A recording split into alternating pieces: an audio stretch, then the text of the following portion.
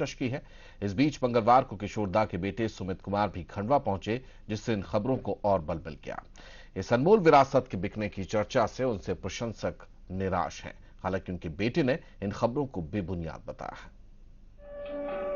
कोई लौटा दे मेरे बीते हुए दिन, कोई लौटा दे मेरे बीते हुए दिन, बीते हुए दिन वो मेरे प्यारे पल छूं, कोई लौटा दे मेरे बीते हुए दिन, कोई लौटा दे मेरे बीते हुए दिन।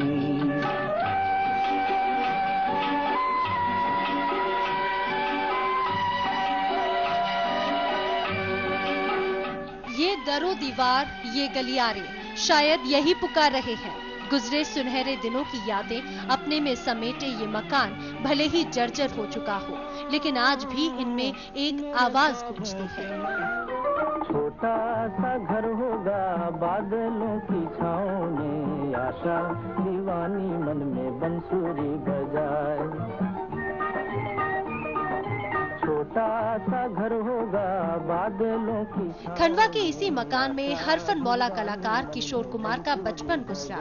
इन्हीं सीढ़ियों पर चढ़कर उन्होंने कामयाबी का आसमान छुआ, लेकिन अब वक्त बदल चुका है। किशोरदा नहीं रहे और धीरे धीरे उनकी यादों को समेटे ये मकान भी बूढ़ा होने लगा। घर वाले कहीं और बस गए और मकान सूना हो गया। अब इस मकान के बेचे जाने की चर्चा भी जोरों पर है।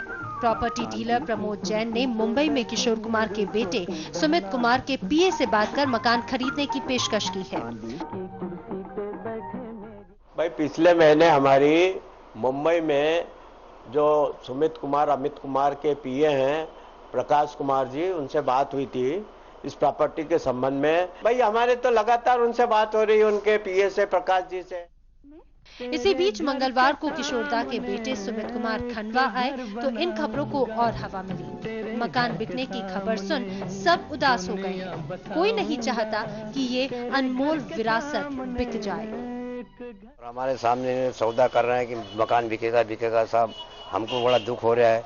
आपकी क्या इच्छा है? साहब हमारी इच्छा की नहीं बिकना चाहिए। इसी तौर पर किशोरदा ने जो खंडवा का नाम देश विदेश में रोशन किया, उनकी ये धरोहर के रूप में है। ये किसी भी हालत में ये मकान किसी प्राइवेट व्यक्ति को नहीं जाना चाहिए। सरकार भी चाहती है, हमारा प्रयास है कि इसको सरकार इसको खरीद कर स्मारक भव्य बनाए, जो किशोर की यादें हमेशा ताजी होती रहे। किशोर कुमार का पुश्तैनी मकान करीब 7000 वर्ग फीट में फैला है, जिसमें से 2200 वर्ग फीट में 11 दुकानें बनी हुई हैं। दुकानदार भी परेशान है। प्रॉपर्टी बिक गई तो इनकी रोजी छिन जाएगी। इन्होंने इसे बेचने पर आत्मदाह करने की चेतावनी तक दे डाली है। हल्का पतला विरोध नहीं करेंगे, अच्छा खासा विरोध करेंगे और सारे दुकानदार हम यहाँ तक भी कर सकते हैं, आत्मदाह भी कर सकते हैं। 40 वर्षों से ज्यादा किराएदार हैं और ये दुकानों पे लेने का हमारा हक है। जो इसका उचित पैसा है वो हम देने के लिए तैयार हैं। नहीं होगा तो फिर आत्मदाह करेंगे। किशोरदा बहुत पहले कह गए थे, ये जीवन है, इस जीवन का यही है रंग। यही है रंग रूप, थोड़े गम हैं, थोड़ी खुशियाँ, थोड़े गम हैं, थोड़ी खुशियाँ।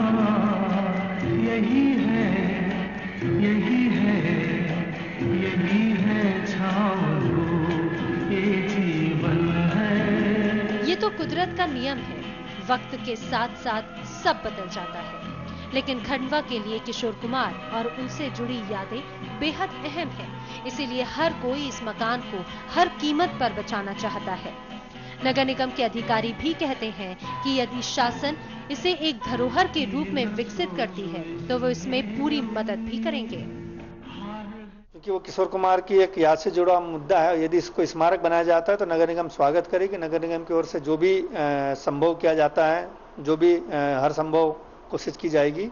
साथ ही यदि शासन इसमें पहल करती तो भी नगर निगम स्वागत करेगी और नगर निगम जो भी सहयोग हो सकता है धरोहर बनाने के लिए वो हम यथासंभव कोशिश करेंगे।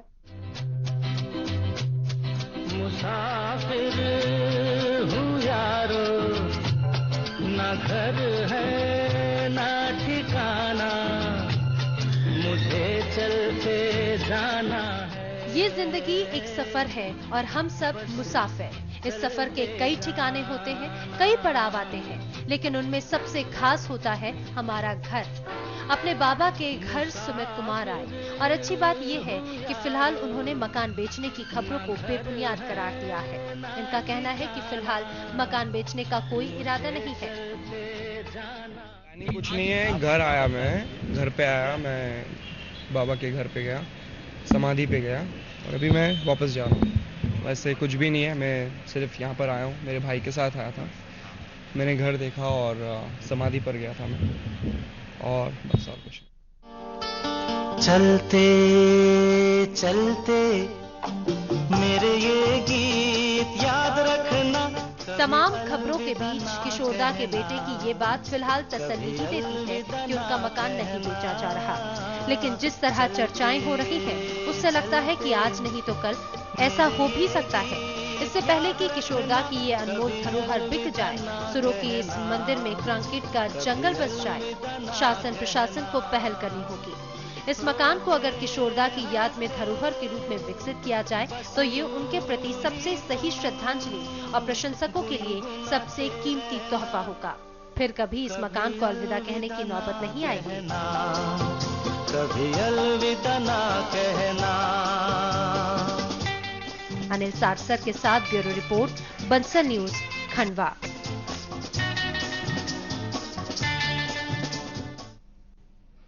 तो इसी के साथ इस बुलेटिन में फिलहाल इतना ही।